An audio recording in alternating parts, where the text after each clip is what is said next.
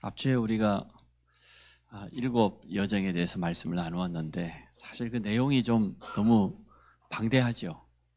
일일이 다 설명을 해야 되지만 일단 그럴 시간이 없기 때문에 이렇게 넘어갑니다. 그래서 예비 중직자 훈련 때 했던 7망대, 그리고 앞주에 했던 7여정, 오늘은 이제 마지막으로 7 이정표입니다. 이정표에 들어가기 전에 우리가 먼저 한번 좀 깊이 생각해 봐야 될 게 있어요. 이스라엘이 역사 가운데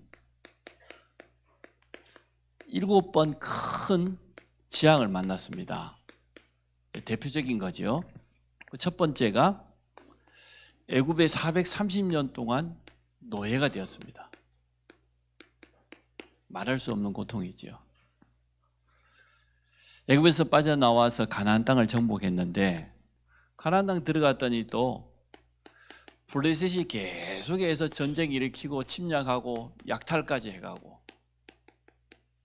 이러한 고통이 계속되었습니다. 사무엘과 다윗을 통하여서 블레셋을 완전 정복했는데 또 그 이후에 또 어려움이 왔어요. 세 번째로는 아람 나라 때문에, 네 번째로는 아수르 때문에, 다섯 번째로는 바벨론 때문에. 강대국만 일어나면은 전쟁이 일어나고 포로로 끌려가고 전 세계 노예 시장에 팔려가고 이러한 재앙이 계속 반복되어진 겁니다. 그럼 어떻게 해야 됩니까? 후대들은 얼마나 어려움 당했겠어요. 그리고 이제 여섯 번째가 로마의 속국이 되었어요. 그리고는 로마를 대적하다가 디아스포라, 유랑민이 된 거죠. 전 세계의 나라 빼앗기고 흩어진 유랑민이 되어졌습니다. 이렇게 7번 역사 속에 큰 재앙을 만났습니다. 왜 그랬을까요? 우리 보통 역사 공부하잖아요. 우리 황정희 집사님은 중학교 역사 교사가 되거든요. 우리가 역사를 공부하는 이유가 있습니다. 이 역사를 왜 공부합니까? 교훈 얻으려고. 많이 있겠습니다만은 역사를 아는 지식도 참 많이 필요하겠지만 그 역사를 발판 삼고 교훈 얻기 위해서. 그럼 성경은 왜 그걸 기록해 놨을까요? 이스라엘이 이렇게 어려움 당한, 재앙 당한 사실을 낱낱이 다 기록해 놨어요. 우리 보고 말하고 말세에 교훈으로, 본으로 거울 삼으라고. 그게 역사를 공부하는 이유입니다. 지금도 CEO들을 비롯해서 많은 정치인, 뛰어난 엘리트들은 끊임없이 과거 역사를 공부합니다. 손자병법 읽는다고 그러고, 이순신 난중일기 읽는다고 그러고, 목민심서를 많은 지역에 아니면 정치인들은 곁에다 두고 막 읽다잖아요. 왜 그럴까요? 그 역사를 통해서 교훈을 얻고 진짜 지혜를 얻으려고. 이 역사 공부하지 않습니까? 또 역사는 반복됩니다. 또 반복되기 때문에 그러한 어려움을 또 겪지 않기 위해서, 그게 교훈이요 지혜죠. 또 앞으로 일어날 미래도 역사를 공부하면 알 수 있기 때문에 공부하는 이유가 많이 있겠습니다만은 일단 저는 이렇게 세 가지로 봅니다. 성경은 이스라엘의 역사요 전도자들의 역사입니다. 그 기록을 세밀하게 해놨습니다. 우리에게 성경을 통해서 진짜 교훈 얻고 지혜 얻으라고. 또 앞으로 우리 현장에도 이러한 일들이 그대로 일어날 거니까 미래를 준비하라고. 하나님의 말씀은 이렇게 완벽합니다. 과거에 대한 답도 되고 오늘의 응답도 되지만 미래를 향한 우리의 삶의 방향이 될 줄로 믿습니다. 그래서 말씀 속에서 우리는 답을 얻어야 됩니다.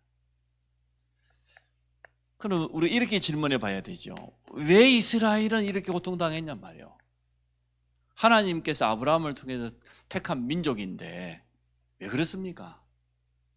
하나님께서 왜 우리를 택하셨는가? 이걸 못 깨달았어요. 하나님의 부르심은 완벽하다고 그랬는데 이 부르심에 대한 분명한 이유가 있는 것 아닙니까? 성도도 마찬가지입니다. 여러분 하나님이 왜 불렀습니까? 이건 못 깨달으면 구원받았다지만 실제로 응답 별로 못 누려요.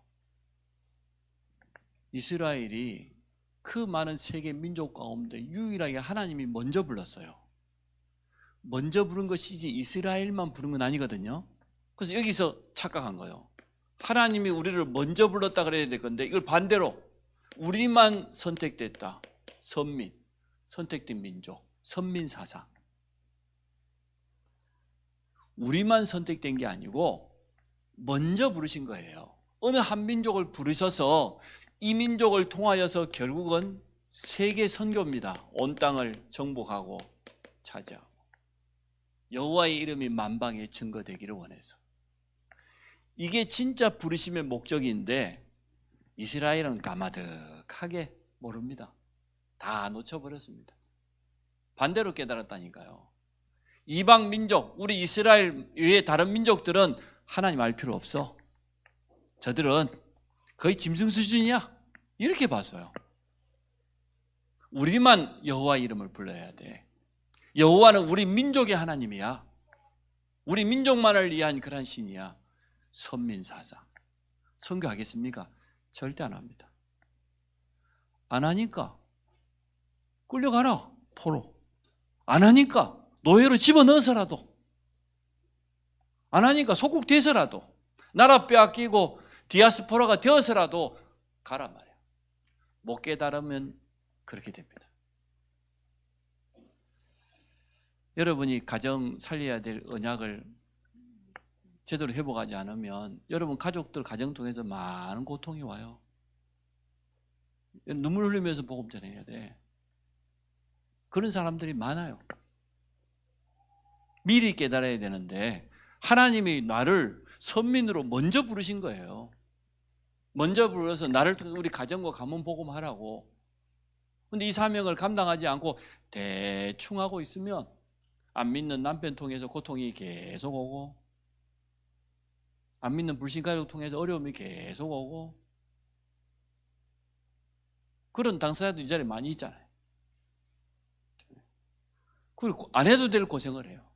그래서 우리 대학 청년부 제가 예배 인도하래. 가능하면 불신자 만나지 마라. 영적인 준비 아무것도 안 된 상태에서 그 못된 놈들 만나 놓으면 못된 것만 자꾸 들어오고 좋은 거 하나도 못 배워요. 뭐 불신자 중에서 인격이 훌륭한 사람 많이 있겠지만, 그래 불신 남자하고 결혼을 하고 저 좋은 꼴 보인 사람 있으면 나와보라 그래. 진짜 그렇게 메시지를 안 듣고 말을 안 듣고 죽도록 고생하고. 그러니까 대학 청년들이 좀 본으로 좀 삼으세요. 본으로, 교훈으로. 내가 영적 상태가 준비되고 누구를 만나도 살릴 수 있는 메시지가 있고 그런 다음에 만나야 되는 것이지, 나 하나도 못 살려가지고 좌우뚱 이웃뚱 이러고 있으면서 불신자 만나가지고 히히덕거리고 웃고 다니, 어찌 되겠어요? 글쎄 뻔하지. 뻔할 뻔자야. 그래서 영적으로 준비되기 전에 내가 진짜 망대를 세워서 든든히 서기 전까지는 불신자 만나지 마라. 제가 우리 고향 친구들 불신자들하고 거의 관계를 끊은 지가 30년 가까이 됐어요. 몇 년 전에 이제 만나기 시작했는데, 자 오늘 일곱 이정처를 보기 전에 이스라엘의 이정포가 이랬어요. 이스라엘 역사가 왜 그랬는지 답이 나죠, 여러분. 왜 안 해도 될 이러한 고통을 겪냔 말이에요. 지금은 그렇지 않습니까? 지금도 여전히 복음 희미하고 언약 희미하며 세상에 포로되고 돈에 노예되어지고 지금도 똑같아요. 흑암 문화에 온전히 휩싸여가지고 끌려가고. 지금 안 그렇습니까? 똑같다니까. 이 일이 그대로 우리 자신에게, 우리 후대에게 지금도 일어나고 있는 사실이에요. 성경이 답이 맞습니까? 아닙니까? 이렇게 성경은 완벽하게 답을 주고 있어요. 성경을 무시해? 하나님의 말씀을 무시해? 죽도록 고생하고 깨닫는 거예요. 그래서 이 서론에서 여러분 답 따내야 돼요. 하나님 왜 우리에게 일곱 이정표를 주셨냐? 이스라엘의 역사가 이랬다니까. 아니 가장 뛰어난 민족, 똑똑하고 노벨상 3분의 1을 가지고 전 세계 경제를 다 차지하면 뭐 할 건데? 600만 명이 2차 대전 때 학살당했는데 이거 못 깨달아가지고 하나님께서 왜 우리 민족을 부르셨냔 말이에요. 완전 거꾸로 율법주의에 빠지고 선민주의에 빠지고 얼마나 교만한지. 유대인들 앞으로 죽도록 더 맞아야 돼. 저것들은 메시아 구원자를 보내줬는데 아니다는 거예요. 자기 마음에 안 든다는 거예요. 싫다는 거예요. 아니 그리스도를 보내줬는데 구원자를 보내줬는데 아니다는 거예요. 우리가 원하는 게 아니다는 거예요. 자기들이 원하는 메시아를 기다리지 하나님이 보내주시는 메시아를 기다리지 않습니다. 고집센 성도들은 그렇습니다. 자기가 원하는 거 원하지 말씀을 붙잡아도 자기 식대로 자기 마음에 들면 아멘하고 마음에 안 들면 안 받고 그런 식이에요. 그래서 우리가 교훈을 단단히 얻어야 됩니다. 성경이 우리에게 답이 되는 이유가 여기 있습니다. 자녀들 제대로 언약 전달하시기 바랍니다. 정신 똑바로 차리기 전에는 너는 다른 거 하지 말고 예배만 제대로 드려라. 말씀이 좀 들려오거든. 그래서 은혜 받거든. 영적인 상태가 준비되거든. 그때 가서 사람도 만나고 연애도 하고 미래도 준비하고 그래야지 지금 그 상태대로 만나게 돼요. 그러면 어떻게 되는 건 미래 뻔할 번지 아니에요? 뻔해요. 증인이 멀리 있지 않다. 너희 엄마를 봐라. 이렇게 하면서 솔직하게 간증해야지. 간증과 포럼은 솔직히 해야지. 거기다가 거짓과 가식을 섞으면 되겠습니까? 내 꼴 당한다. 정찰을 이래야 된다니까. 이게 내가 지금 좀 너무 진실하게 표현해서 그렇지 맞아요. 그렇게 해야 된다니까. 내가 보험 몰라가지고 지금까지 살아온 세월이 얼만데 거의 막 반죽도록 고생하고 이런 보험 깨달았잖아요. 안 그렇습니까? 그것도 참 다행인데 우리 자녀들까지 그렇게 살면 되겠습니까? 안 되지 않습니까? 우리가 오늘 3부 예배 메시지를 잘 들으세요. 태영아 유치유아 메시지인데 이제는 격대교육이니까 할아버지 할머니들이 손자 손녀들까지 이렇게 교육하고 올바른 방향을 제시해야 되니까 그렇습니다. 오예배는 뭐 사명자들만 있으니까 제가 좀 세게 이야기해도 되죠? 네, 이해할 줄로 믿고 성령께 역사하실 줄로 믿고 오늘 제가 좀 세게 이야기했습니다. 똑바로 받아야 됩니다. 이 말씀. 왜 이정표가 나왔습니까? 첫 번째 갈보리산 언약이라고도 하고요. 갈보리산이 뭡니까? 갈보리산은 예수님의 십자가가 섰던 산입니다. 십자가에서 뭐 했습니까? 그분이 구약의 모든 예언, 약속 이게 성취된 거예요. 이게 십자가예요. 구약의 예언이 뭡니까? 여자의 후손을 보내주겠다. 창세기 3장 15절. 하나님 떠나버린 인간에게 사단에게 완전 장악된 노예된 인간에게 여자의 후손이 오면 뱀의 후손의 머리 사단의 권세를 깨뜨릴 것이다. 우리를 그 손에서 건져낼 것이다. 구원자잖아요. 하나님이 처음으로 성경에 보니까 예수 그리스도를 처음으로 설명해서요. 여자의 후손, 뱀의 후손, 사단의 권세를 깨뜨릴 분, 참된 왕이 오실 것이다. 이건 예언입니다. 이 예언 붙잡고 뭐 했습니까? 출애굽기 3장 18절에 보니까 피예배 드렸어요. 구약에는 희생제사를 드렸어요. 피를 뿌림으로 희생제물, 죄 없는 양이 대신 피 흘림으로 죄 용서를 받았어요. 그래서 오실 임마누엘의 그리스도, 이사야 7장에서 임마누엘 아닙니까? 이 예언이었습니다. 이 예언이 구약의 예언은 결국은 한 가지입니다. 메시아를 보내주겠다는 거예요. 성취되었어요. 마태복음 16장 16절에 주는 그리스도시요 살아계신 하나님의 아들이십니다. 이게 십자가와 부활 사건을 통해서 성취되었는데 그 현장이 갈보리다. 그래서 첫 번째 우리 인생의 여정.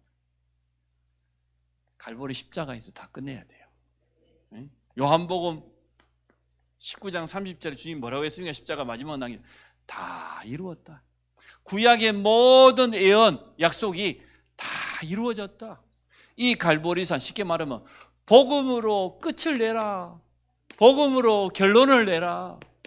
이게 제일 첫 번째예요. 우리 인생의 첫 번째 이정표. 복음으로 끝내야 된다. 그리스도로 끝내지 않으면 절대 끝은 없어요. 우리 주님이 다 끝냈다, 다 이루었다 그랬어요. 복음으로 결론난 인생 되시기를 주의 이름으로 축복합니다. 이게 첫 번째. 복음으로 결론 나면 나머지에 걸리지 않습니다. 지나가는 것에 우리 마음 빼앗기지 않습니다. 어차피 지나가는 일들이 많잖아요. 우리 앞에는 여러 가지 일들이 찾아오기도 하고 지나가는데 거기에다가 우리 인생을 다 허비해버리면 되겠습니까? 이게 인생의 첫 번째 이정표. 됐죠? 자, 두 번째 이정표입니다. 감람산입니다. 두 번째, 감람산. 부활하신 주님이 곧바로 승천하신 게 아니고 40일 동안 부활한 이후에 이 땅에 계셨어요. 40일 동안 뭐 했습니까? 초대교회 성도 약 120명 되는 초대교회 성도들을 데리고 어디로 갔냐? 감람산으로. 그 감람산에서 40일 동안 쉽게 말하면 집중하신 거예요. 어떤 집중을 했을까요? 성경에는 뭐 기록이 되어 있지 않기 때문에 모르겠습니다. 40일 동안 분명히 구약 성경 전체를 다 설명해 줬겠죠. 그 자신이 하신 것, 앞으로 일어날 것, 그러면서 성도 개개인에게 이걸 전달했어요. 미션을 전달했어요. 하나님 나라의 일. 어떻게 하나님의 나라가 앞으로 이루어질 것. 이런 미션. 복음의 결론 났으면 두 번째로 미션을 딱 잡아야 됩니다. 평생의 언약 잡고 나의 미션이 분명해야 돼요.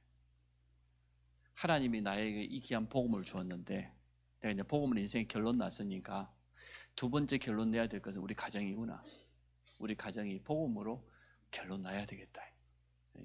부부가 이렇게 사명이 통하고 말이야. 불신 남편은 밤낮으로 축복하면서 기도해야 돼. 엉뚱한 짓 하지 않도록. 사단에게 종노릇이기 하기 때문에 결정적인 순간에 또 어디가 딴짓합니다. 자기가 그렇게 하고 싶은 건 영적으로 노예인데, 노예가 뭔 의미에서 끌려가는 대로 가는 거지. 막 이용당하거든요. 그걸 정말로 안다고 하면 우리가 가만히 있으면 되겠습니까? 본격적으로 기도해야 돼요. 살려내야 돼. 기도로 바꿔야 돼. 또 우리 양 가문을 향한 미션이 뭘까 말이에요. 하나님께서 나를 가문 보고 말하고. 아마 초대교회 성도들은 한 사람 한 사람에게 세밀하게 미션을 줘요. 자기 직분에 맞게, 자기 나이에 맞게, 자기 현장에 따라서. 여러분 그 현장을 놓고 보면 미션이 분명해지지 않습니까? 내가 지금 무슨 일을 하고 있다, 어떤 현장에 있다, 그건 미션이 나오잖아요. 말씀을 생각해 보면 어렵지 않게 미션 찾을 수 있습니다. 또 우리 가정과 가문이라고 하는 이 배경을 놓고 기도해 보면 찾을 수 있겠죠. 어쨌든 주님이 40일 동안 미션을 전달. 우리 이렇게 하면 돼요. 복음으로 결론 났으면 미션 찾아라. 미션을 도무지 못 찾겠던 우리 전사님이나 우리 지구의 사역자들이 물어보세요. 일단은 평생 미션은 놔두고 2024년 한 해 동안 내가 어떤 미션을 감당하면 좋겠냐, 그거부터 한번 물어보세요. 자, 미션을 전달받고 세 번째, 마가다락방 이정표입니다. 세 번째입니다. 아니 미션을 줍니다. 주님이 뭐라고 그랬습니까? 기다려라는 거예요. 오늘 본문 우리가 읽었죠? 아버지께서 약속하신 그 성령, 그 성령 세례 임할 때까지 기다려라. 세례 요한은 요단강가에서 물로 세례 줬지만 너희는 몇 날이 못 되어서 성령으로 세례 받게 될 것이다. 쉽게 말하면 성령 충만 받게 될 것이다.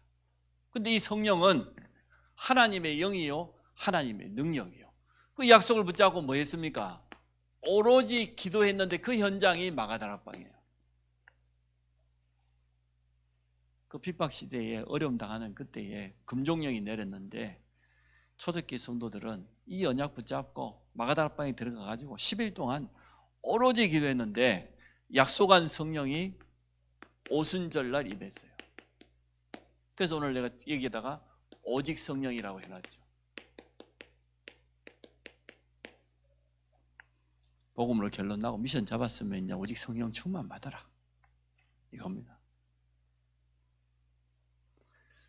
오순절 성령이 임했는데 성령이 임하고 보니까 그때부터 5가지 문이 열렸잖아요. 우리 교회가 하려고 하는 5가지 운동. 하나님의 능력이 임하니까 전도의 문도 열리고 말씀도 확인되어지고 제자도 일어나고 현장이 살아나는 이런 5가지 응답의 문이 열려졌습니다. 이 부분을 우리가 처음에 봐야 됩니다. 2024년에 망대를 세우라고 하는 말씀 받았으면 여러분이 말씀이 뭔지 모르진 않잖아요. 개인의 망대, 우리 교회 살리는 망대, 현장 살리는 망대. 이 속에 난 미션을 어떻게 잡으면 됩니까? 미션이 안 나와요? 어렵지 않잖아요. 근데 개인이 어떻게 나를 살릴 것인가?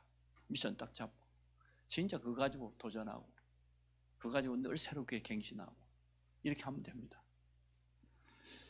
오로지 기도하는 그 현장에 이 하나님의 성령은 진짜 능력 아닙니까? 능력의 성령이 임하고 보니까 모든 문이 다 열린 거죠. 사실 5가지 문이 열렸다는 건 다 열렸다는 것 아닙니까? 성령께서 역사해 버리면 됩니다. 나에게, 우리 가정에, 우리 산업에, 우리 교회에 성령의 바람이 온전히 불어나기 원합니다.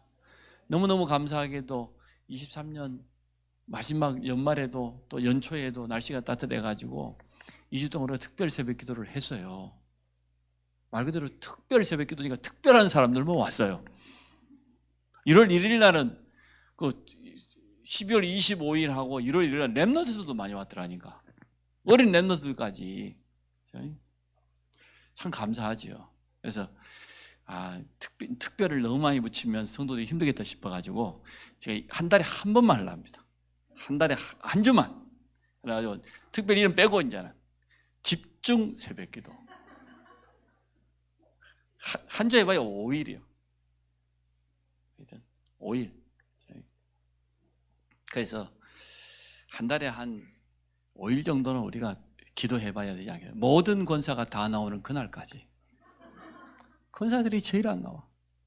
차가 없어도 못 나왔겠지. 참 그래요. 아마 안수집사들까지 나와버리면 기적이 일어날 거야. 우리 교회는 아마 뒤집어져 버릴 거야. 아마 틀림없이. 이래도 이제 그만합시다. 내가 말했잖아요. 안수집사들 깨달으면 우리 교회는 기적이 일어난다고. 천지개벽이 일어난다고. 네 번째가 안디옥 교회의 시간표입니다.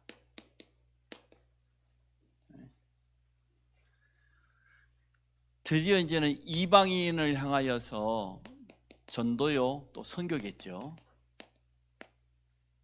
아니 유대인에게만 복음 전했는데 안디옥 교회는 보니까 헬라인들에게 복음 전했어요. 이건 보통 일이 아니죠.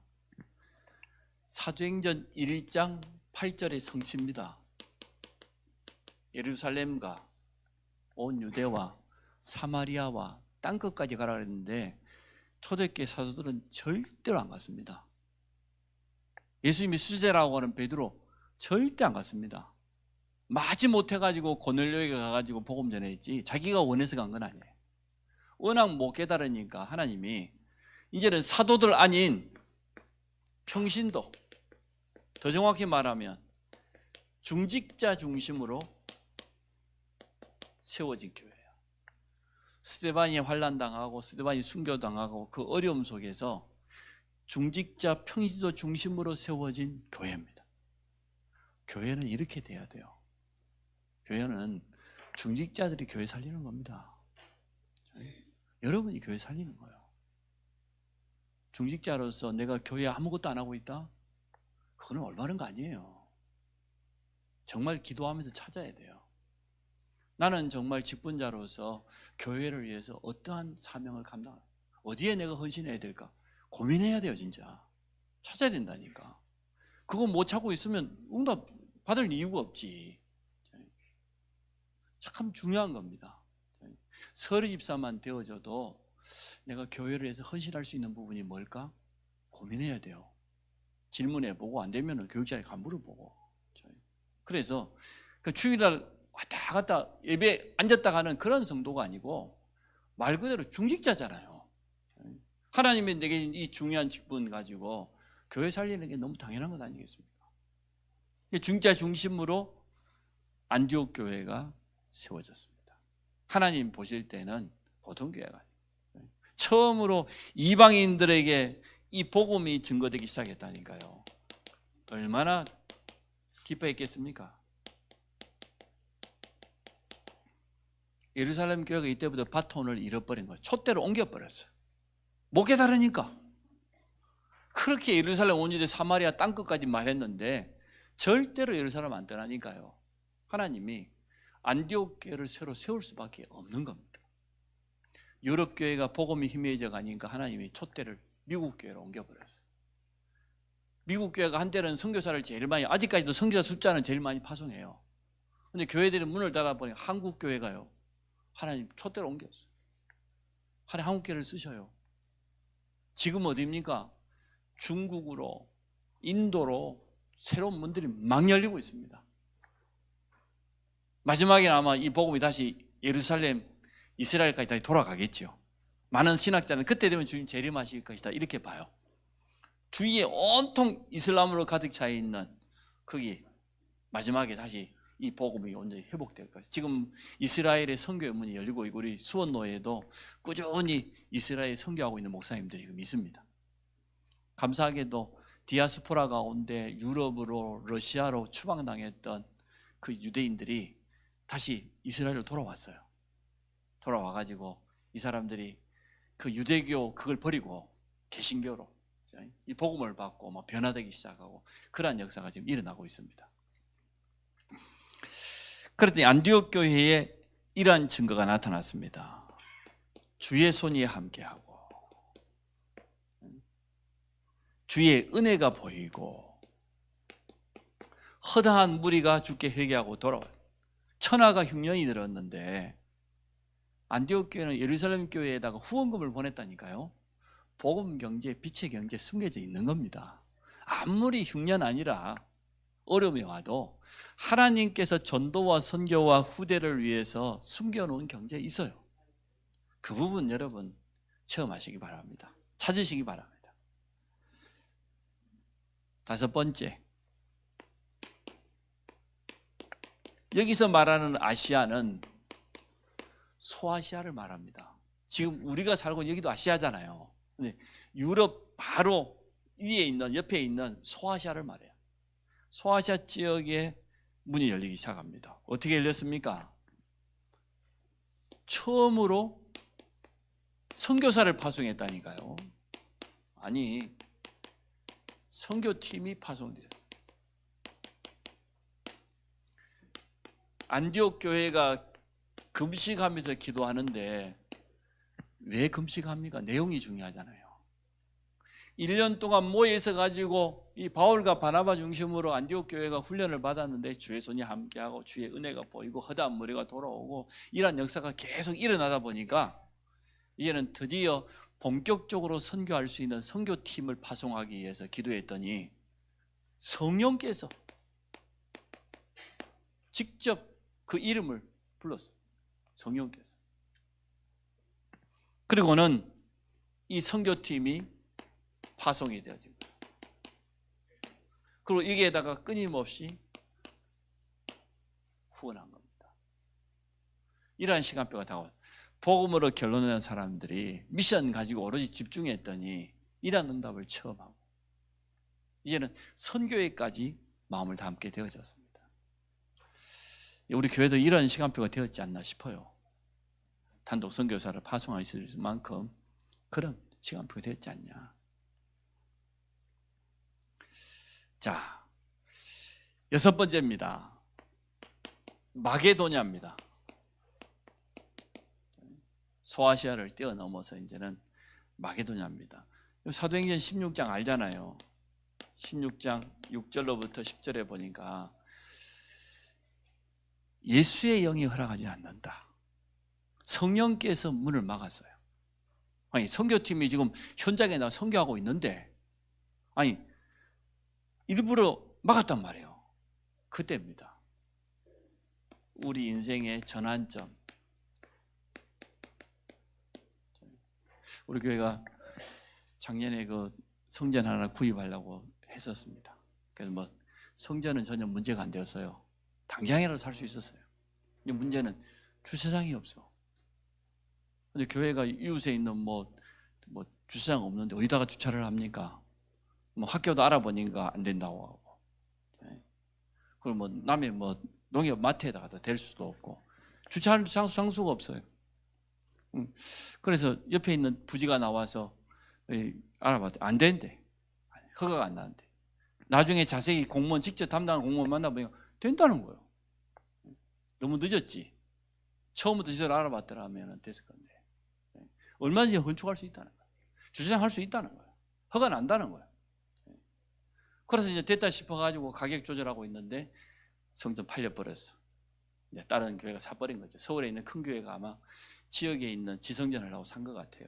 그래서 저는 그게 뭐 안 됐다고 해서 아쉽고 그러지 않습니다. 왜? 우리 교회 전환점이니까.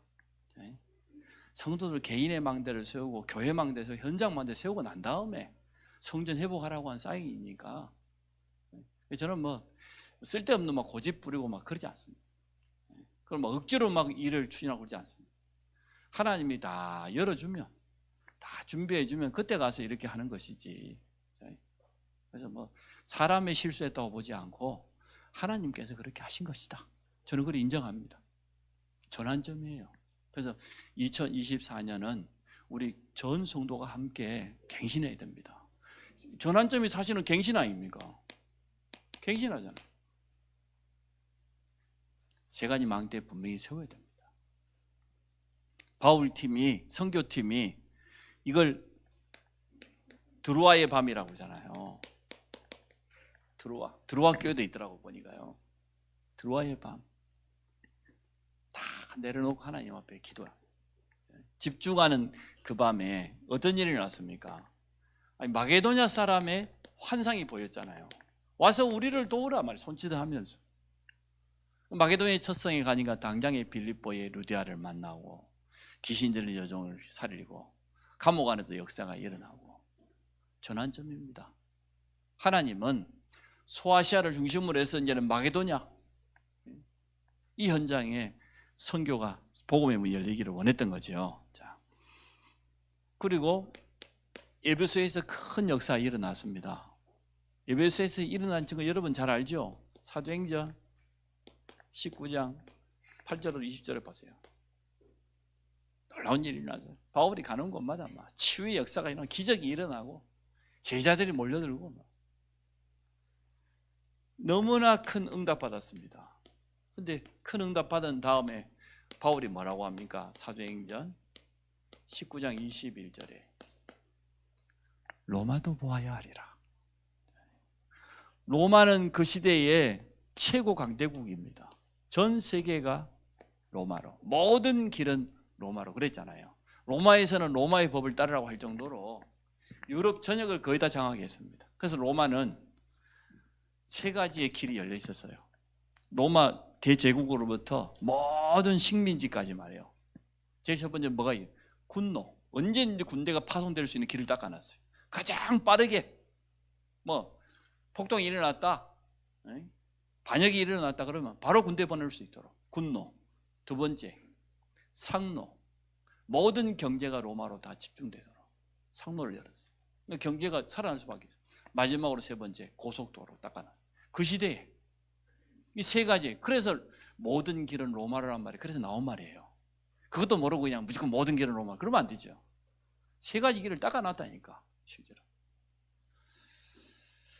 자, 그래서 왜 강대국을 복음해야 됩니까? 지금도 이 강대국들을 통해서 전 세계 문제는 다 일어납니다. 이스라엘과 하마스의 전쟁입니까? 저 우크라이나하고 러시아가 싸우는 겁니까? 우크라이나가 러시아가 싸울 만한 주제가 돼요? 솔직히 말하는데 아니잖아요.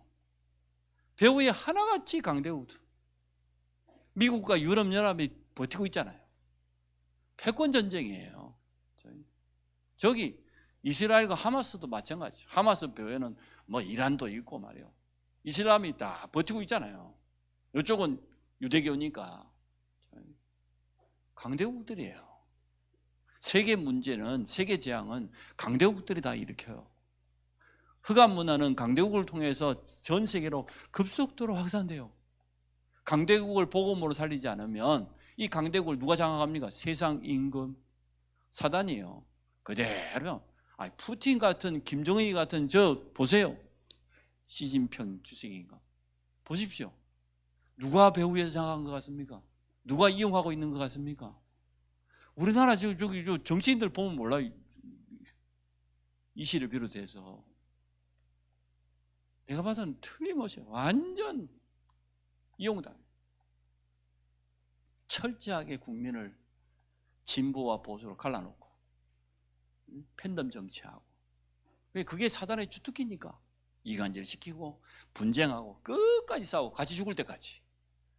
그게 하는 짓이에요.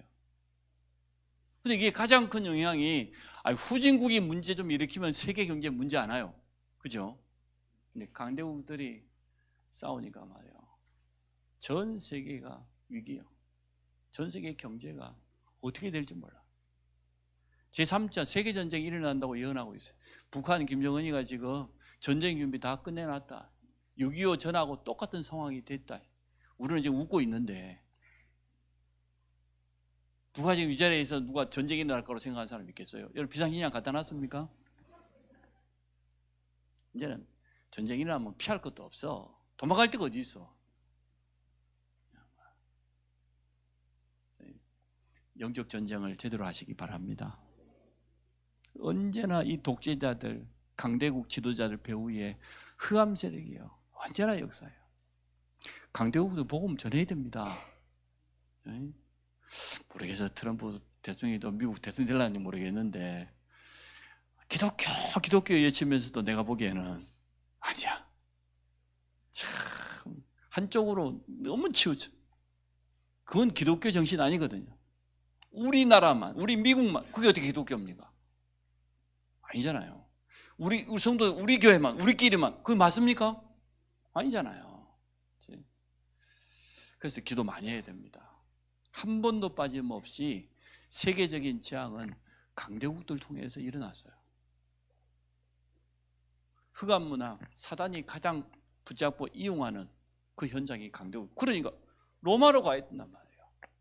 그 시대에 로마 복음화가 결국은 세계 복음화이기 때문에. 그래서 우리가 이렇게 시골에 살면서도 세계 복음화 외치잖아요. 세계 1천만 제자 일어나게 해달라고. 우리 랩런트들이 237 나라 5천 종교 현장에 가게 해달라고 그러기도 하고 있잖아요. 가게 될 겁니다. 이제는 뭐 안 가도 다 통해요. 핸드폰만 열어도 핸드폰을 그렇게 쓰시라고. 전 세계하고 소통하고 좀 랩런트도 좀 저 다른 나라 저 랩런트도 좀 같이 좀 사귀어 가지고 좀 언어도 좀 배워보고 그런 데 쓰라고. 다른 데만 쓰지 말고. 하여튼 뭐 하루 종일 노래를 부르든 춤을 추든 다 좋은데 결정적인 순간에 이게 복음을 유익하도록 써야 안 되겠습니까? 좋을 것 같아요. 아니 뭐 다음 주인가 뭐 S24가 나온다는데 동시 통역해 준다네. 그냥 이렇게 통화하면 AI가 바로 통역해 준다. 영어를 상대방 영어로 말하고 있는데 나 전화하고 싶은데 나 못해요. 부끄러워서 말 못해. 근데 S24 바로 해준다 하잖아. 그래서 내가 살라고. 나 S23 산지 가지고 뭐 1년도 안 됐어요. 네. 그래서 나 살라고 해. 안 되겠어 도무지. 자, 오늘 이렇게 이정표가 흘러갑니다. 자, 서론에서 여러분 답내야 돼요. 우리가 또 흑암 문화의 노예처럼 잡혀가고 또 포로처럼 끌려가고 그럴 수는 없다. 우리 후대가 이러한 고통을 또 당할 수는 없다. 그래서 성경은 우리에게 본으로 준 것 아닙니까? 그래서 복음으로 결론 내라. 할렐루야. 여러분이 아는 것만큼만 복음 누리면 돼요. 일평생 우리가 복음 누려도 다 못 깨닫는데 그래도 아는 것만큼 그리스도께서 다 끝냈다. 내 과거 다 끝. 뭐 열등감, 상처 전부 끝. 그리고 이제는 예배 때마다 나는 미션을 붙잡는 거다. 말씀 가지고 딱 미션 붙잡고 오로지 어디로? 기도 속으로. 특별 기도 안 해도 좋다. 안 해도 좋아. 그러나 여러분 혼자 있는 시간에 진짜 말씀 붙잡고 기도로 씨름해 봐야 됩니다. 300 다락방, 300 영접운동. 나는 어떤 미션을 잡아야 됩니까? 나는 300 영접운동 될 때까지 한다. 그럼 될 것 아닙니까? 그죠? 제가 여러분 보고 뭐 1년 안에 안 하면 뭐 천국 가라 그런 이야기 한 적이 없잖아요. 그러니까 300 다락방 카드, 영접 카드 만들어 놓고 300 될 때까지 한다. 여러분 300 다락방을 하려고 하면요. 여러분에게는 늘 전도 자료가 있어야 돼요. 준비되어 있어야 돼. 누구를 만나도 복음 전하고 말씀 운동할 수 있는 이런 게 준비되어 있어요. 그게 미션이지. 구체적이면 사실적으로 미션을 잡으라죠. 아이고 그거는 목사님하고 전사님들 알아서 할 일이지. 그러면 안 돼요. 아니 여러분 지금 안성 임마누엘교회 성도 아닙니까? 그 사모님이 알아서 하겠지. 우리 지교회 사역자들하고. 나하고 전혀 상관없는 것처럼 그렇게 살면 안 돼요. 그래서 당장이라도 여러분 영접운동을 위해서 모든 걸 준비하시기 바랍니다. 내게 주신 미션이야. 300 영접운동 될 때까지 3년이 됐든 10년이 됐든 될 때까지 한다. 300 다락방 그 가운데 나는 좋다. 나는 집사니까 최소한 다락방 한두 개는 해야 되겠다. 이래야 될 것 아닙니까? 일단 시작하라 그랬죠. 홀로 다락방 주보 펼쳐놓고 매일 주일 말씀 가지고 깊이 묵상하고 기도하고 교회 기도점 가지고 하고 강구 가지고 기도하고 홀로 다락방. 두 번째 가족 다락방 하라니까. 일단 억지로 하지 말고 은혜스럽게 가족 다락방 이렇게 하시고 또 문 열리거든 복음 전해주고 정말 사람 살리고 이러한 망대를 우리가 세워가기 원합니다. 미션 가지고 집중적으로 기도하면서. 그리고 이 안디옥 교회는 보통 교회가 아닙니다. 이방인들에게 처음으로 복음 전했다. 우리는 이제 이방인 정도가 아니고 237 나라입니다. 5천 종족을 향하여서 나아갈 것. 선교팀 파송하기 위해서 기도했다. 성령의 역사 인도받기 위해서. 하나님의 성령은 정확하게 인도합니다. 그래서 저는 막 아쉬워하고 막 그런 게 좀 없어서 그게 좀 탈이에요. 남들은 막 안 됐다고 막 안타까워하고 그러는데 그래? 그런 것보다 이러지. 이게 막 마음에 남고 막 그런 게 없어요. 그게 좀 애절하고 이래야 되는데. 그러니까 제가 연애할 때도 그랬어요. 내가 싫어? 좋아, 나도 싫어. 뭐가 내가 아쉽다고. 이런 스타일이지. 막 매달려 그러지는 못해요. 3년 동안 했다는 건 기적이라 그거는. 성령의 진짜 특별한 은혜지. 다른 방법이 없어. 여러분 인도받아요. 성령 인도받아요. 아시아로, 마게도냐로, 로마로. 자, 결론 이렇게 내볼게요. 이정표가 뭔 말입니까?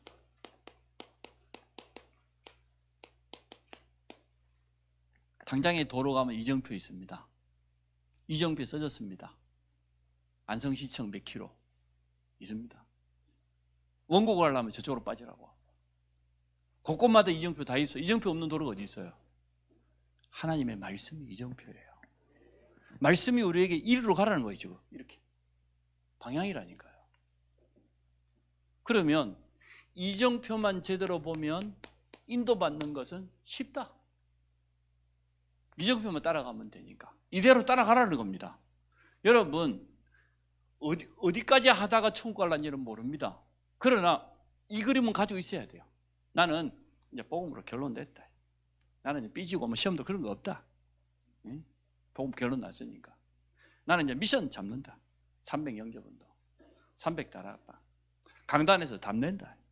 그거 가지고 오로지 기도 속으로. 그리고 여러분에게 이제 이러한 시간표가 오면 하면 될 것 아닙니까? 하다가 내가 요만큼 갔는데 하나님 오란다고 가면 되지. 근데 이거 7번까지 못하고 왔다고. 하나님 그렇지 않아요. 아무것도 문제 안 되기 때문에 이정표는 내 삶의 방향이다. 근데 인도받는 게 어려워요, 쉬워요? 너무너무 쉽다. 따라가면 되니까. 꼭 가라는데 안 가고, 오른쪽 가라는데 왼쪽 가고. 그것만 바꾸면 돼요. 그것만.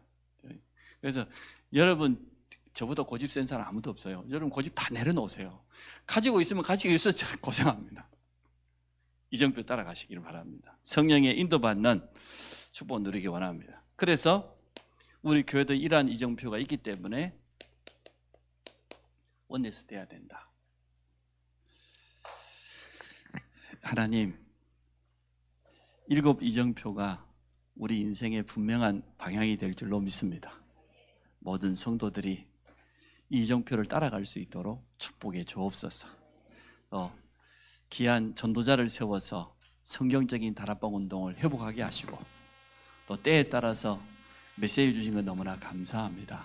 말씀의 흐름을 놓치지 않게 하여 주시고, 강단 말씀 성취의 주역으로 우리 중직자가 앞장서게 하여 주시며, 모든 직분자들을 통하여서 기관과 주일학교가 살아나도록 축복해 주옵소서.